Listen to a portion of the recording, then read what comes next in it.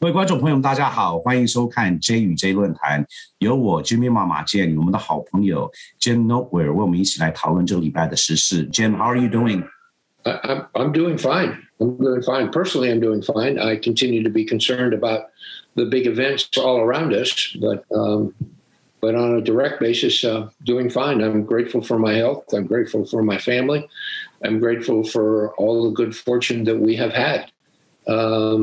But I'm very concerned about a lot of the things I see around me, like we've talked about the last few weeks and months, and things seem to be getting worse, whether it's the pandemic, the economics, or now the foreign policy situation, particularly with Afghanistan. It is absolutely very concerning because almost you feel helpless in a way because with the pandemic here, I have young children at school. We just discussed how the hospitals are filled up and there's no end in sight. Everything's politicized. We didn't have to get here, with our president's foreign policy. We're losing ground every day with our international stature. We're losing allies. It's disheartening to see what happened to our servicemen. As we were discussing earlier, Jim, where does the buck stop? We know that President Biden has not asked for resignations from any of his political advisors, from military chiefs, or our intelligence community. I mean, we got faulty intel. I mean, understand it's 20 years of faulty intel. However, somebody has to take responsibility for this. And how do we reset our foreign policy to where we can maintain our status? Well, ideally, what you say, people would take responsibility and they'd know they'd failed. But I look at it a little bit more broadly than that. I look at the situation we're in now a little more broadly than that. I think the bad situation is bigger than even the people who have misbehaved or made bad misjudgments. People like Secretary of Defense, people like the head of the National Security Council, people like the chairman of the Joint Chiefs of Staff. I believe most of them have behaved the way they've behaved because of two big factors. Number one, all of the events that have led up to what they have confronted. They haven't behaved much worse than many of their predecessors, beginning with their predecessors in the George W. Bush administration who got this whole thing started, the Obama administration and the Trump administration. Every general that has been in charge of Central Command has told every one of the politicians above them things are going well, they're going better. President Obama ordered 100,000 troop surge. We could go on with those details. These people are just the last in a very bad line of actors. But the second thing I think is most important. I think the government and the bureaucracies and the appointees, particularly in the military-industrial complex, think their mission is to be yes men to serve the interests of what they perceive to be the president's decision. In other words, the person who is really at fault is Mr. Biden. And he could ask for a bunch of resignations like I just mentioned. That wouldn't cure a thing because they'd be replaced by people who would do the same damn thing all over again because they want to please him. In reality, if they retired or resigned or were fired, they would be perceived as fall guys. He would get rid of them and place the blame on them. The real fault here, I believe, is Mr. Biden wanted out for domestic political reasons as much as anything, more than humanitarian reasons.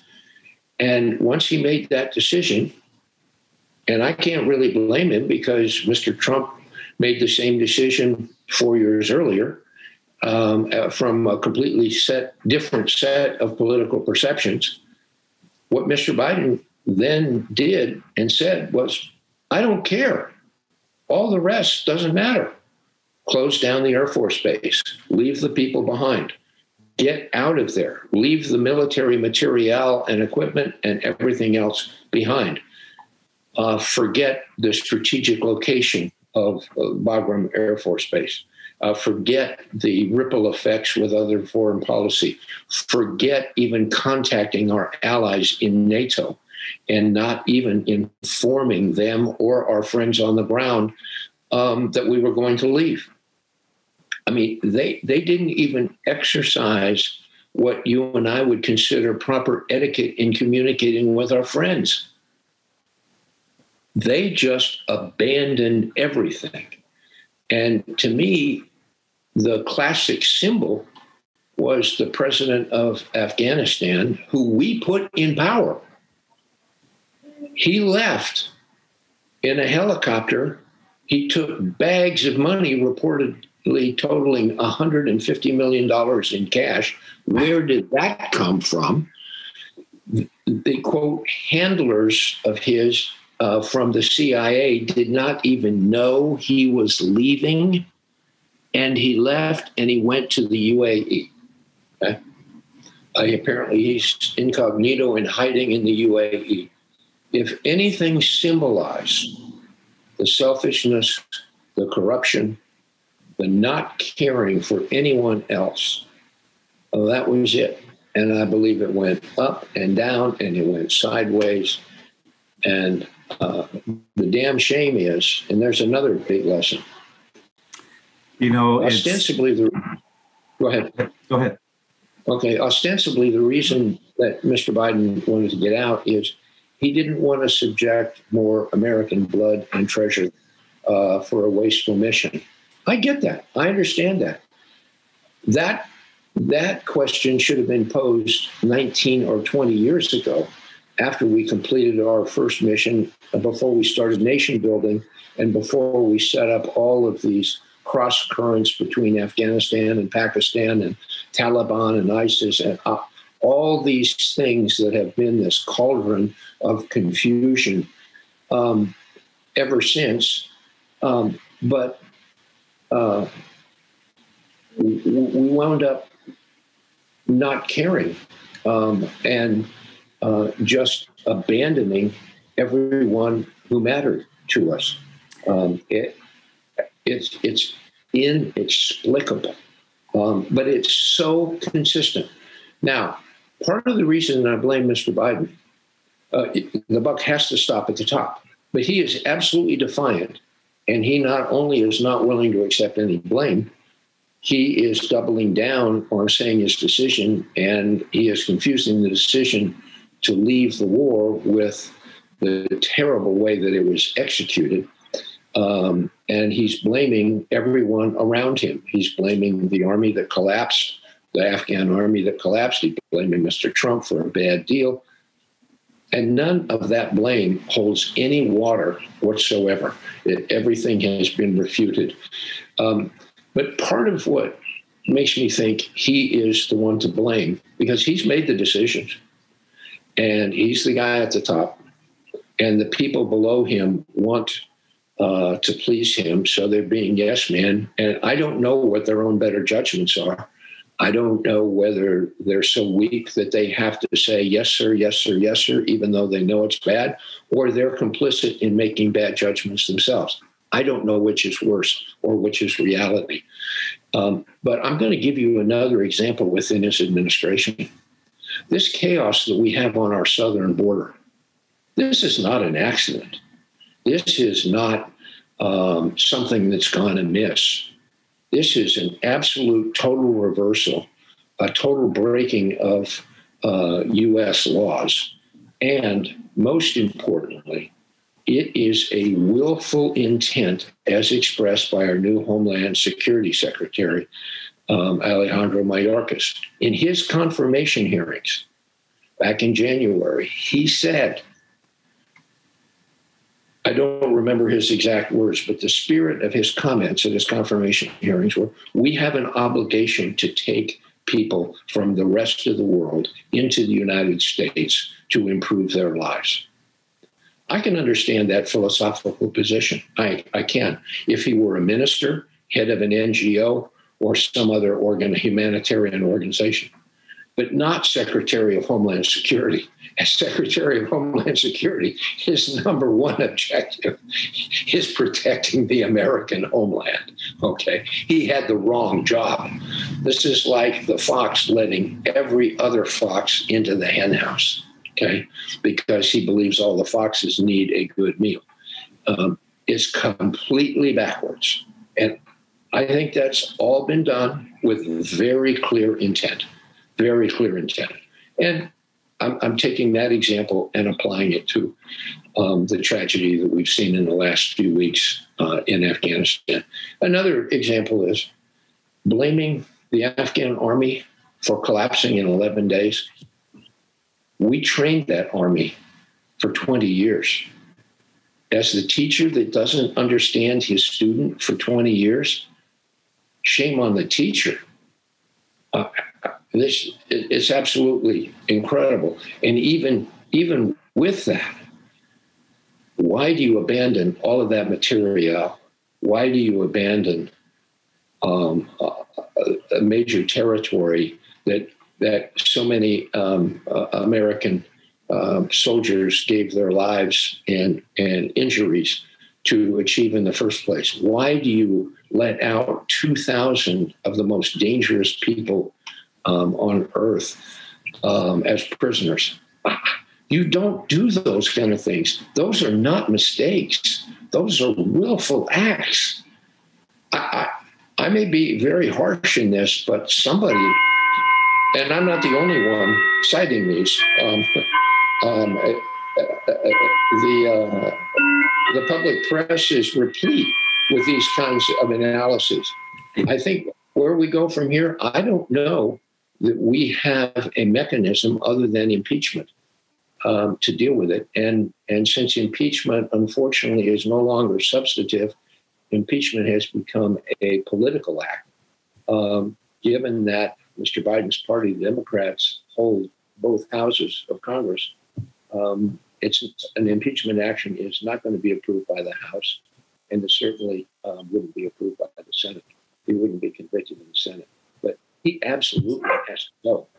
Now, that itself would set off a very uncomfortable chain of reaction, because does anyone want Kamala Harris to succeed him?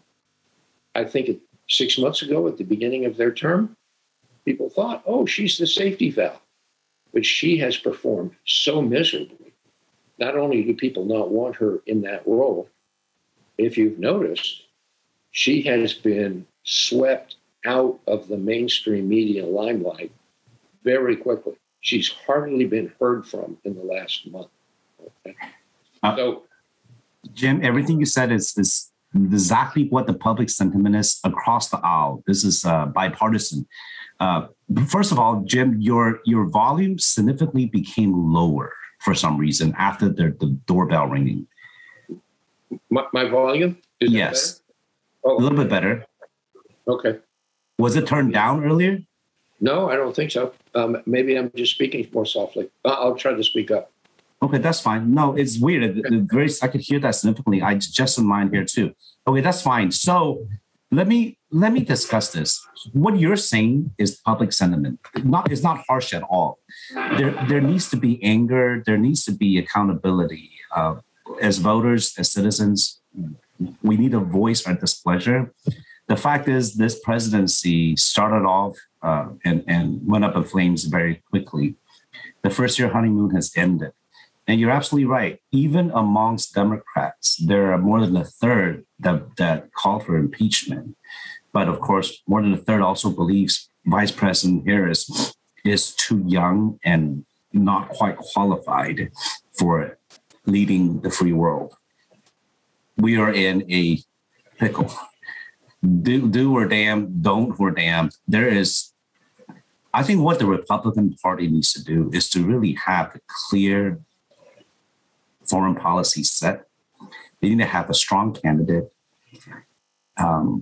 without the turmoil and the problems of the last Republican candidate. And we really just need to move forward to not have one party dominate and not have accountability. The reason why our system works is a two-party system. When it's wrong, it's wrong. There's no argument about it. You were absolutely right on every point.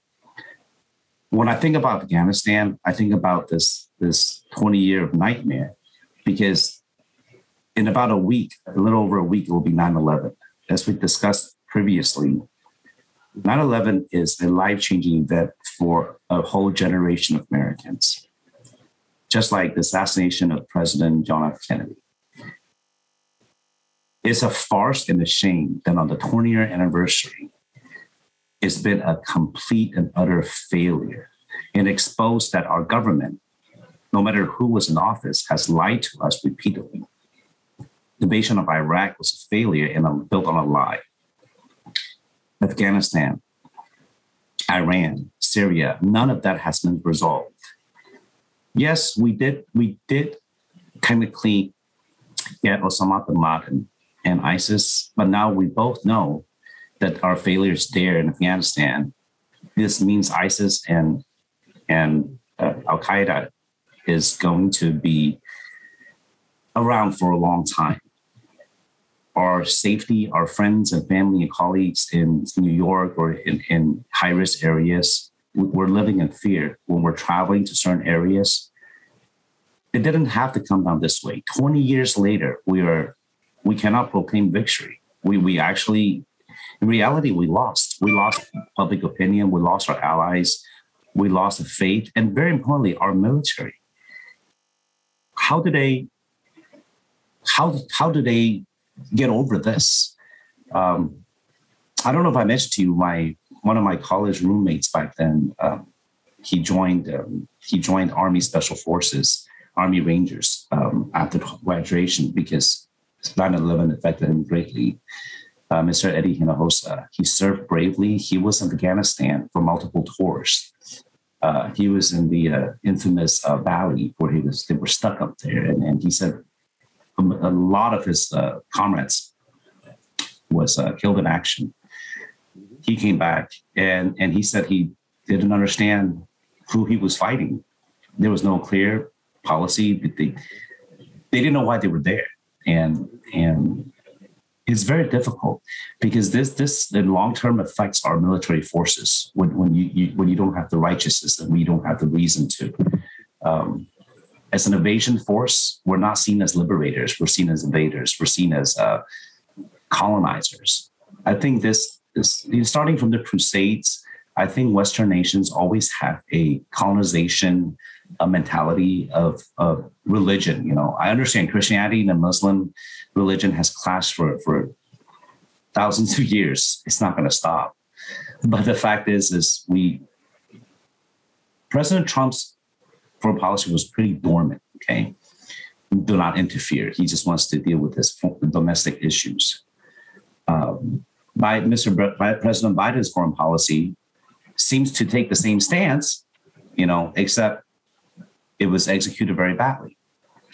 So when you say we don't know where to go from here, well, the only thing in common between the two administrations right now is to create a new enemy, a new Cold War with China. Whether the threat is real or not, I don't know if that is the best choice, because that is our largest trading partner.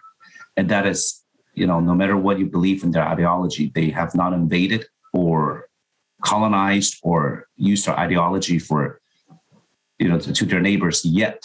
And it's a farce that Vice President Harris was in Vietnam 2 weeks ago and last week on a tour, while the fiasco in Afghanistan is going down, because this is what kind of irony is this? And she repeated the stance of the administration that China is the number one threat and that we all need to unite and deal with this enemy. I don't know why that. I guess it is convenient, since the pandemic started, just blame China for everything. But in reality, what happened in Afghanistan has nothing to do with China. We should have took care of that problem first and deal with China later. Either way, now this is a mess that we cannot get out of. I don't know, Jim. It is very disappointing, to say the least. as somebody that voted for this administration, I'm very disappointed. Yeah. And, you know, I don't know how you could continue with this. I don't know how to continue either because it ended.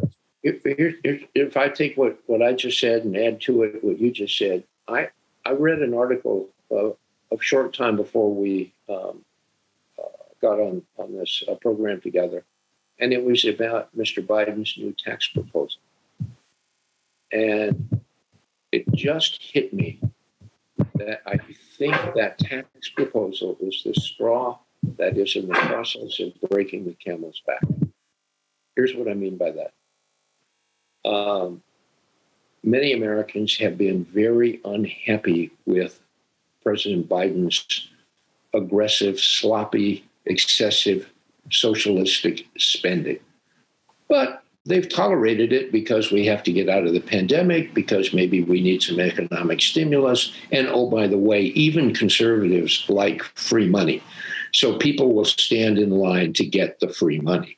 But we all know it's got to be paid for some way. Well, guess what happened this week?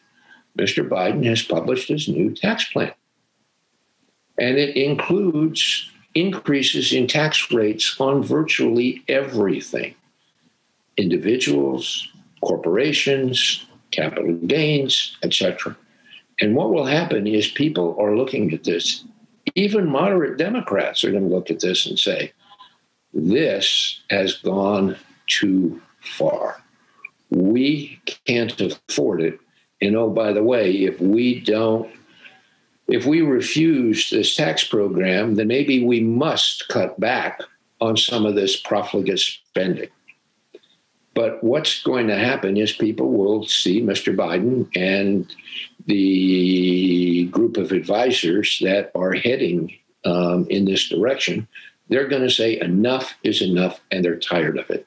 I think the Republicans have been given a big gift in all of this, and it will dramatically increase the Republicans' chances of retaking the Senate and retaking the House in 2022, a year from now. However, we'll still have Mr. Biden as president because even though many people saw Kamala Harris as his safety valve, right now she is Mr. Biden's best insurance policy because people will keep him in because they'd rather deal with the devil they know than the devil they don't know and deeply suspect. So this will all have to play out. We've been through this before, the transition from President Nixon. We lost Mr. Agnew, which created Gerald Ford as an unelected vice president, as in effect president in waiting when Mr. Nixon collapsed after the Watergate scandal. So an unelected president got in. I don't know how the Democrats are going to handle this one. But what was very telling about the Nixon departure was President Nixon held on.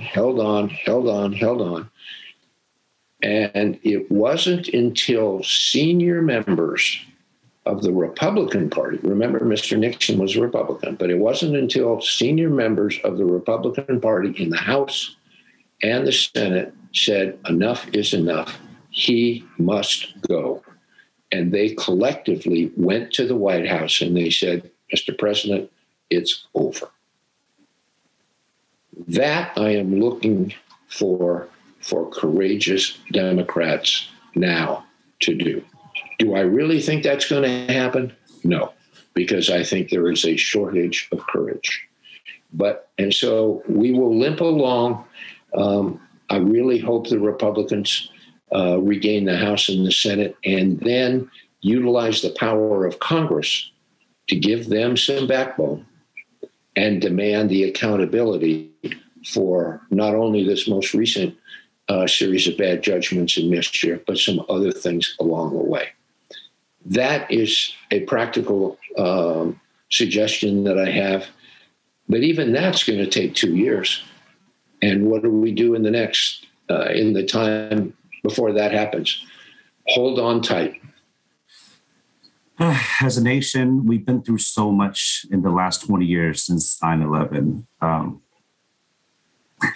Our stature has fell so much more. I mean, we were at starting from Reagan's administration, from the 80s till 2000s. We were. It was my formative years. It seemed like much simpler, much less divide. But the last 20 years, we have definitely lost a lot of ground, a lot of goodwill. We've gone this way. It's not all the fault of the players in the system. The system is structured wrong. And that changing that is a very, very big and difficult task. But maybe I could sum this up in saying, you know what, as bad as things are, we're very fortunate in two big respects. The first thing is, despite everything we've been talking about, we really have it pretty good here. We have vaccination. We have economic means. We actually have good support systems. Even though we think the government doesn't perform as well as it should, it still does a reasonably good job. We can get on an airplane and be convinced of its safety. We can send our children to school. They're not performing very well now, but we think they will. We can go to a grocery store and get food. All of those things. A lot of people around the world can't do those most basic things. We can. We have it pretty good. And the second thing which gets lost is you and I can sit on this program and we can air this program anywhere in the United States, anywhere around the world. And we have the freedom to do so. Now, some people want to take that freedom away. But for now, I think we can exercise our ability to express ourselves and to criticize those in power in order to persuade others to help us make the change that need to be made. That's not the case in most parts of the world. So again, I'm grateful for what we have, and I pray all the time and great thanks for those. And I hope we never lose those. Absolutely. Criticism from us as citizens is our duty in the way that the system is set up, and to care and to discuss and to point out and to advise. It's what makes this nation great, and to have the right to do so. I may not agree with everything you say. I might be absolutely disagree, but I will fight to death for your right to express what you believe in. Right. And we have to understand that this is the greatest nation. This is the greatest system, perhaps in history. Anyone from anywhere can make it here. And the proof of that is people want to come here. In fact, if anything, now they want to come here more. So, to me, let's cherish what we have and build what we have. It's a measure of success. So absolutely. With that, let's sign off for today and come back next week. Pick it up again. Okay? Thank you, Jim. You take care. Okay. Thank you, Jimmy. Bye-bye. 谢谢各位。拜拜。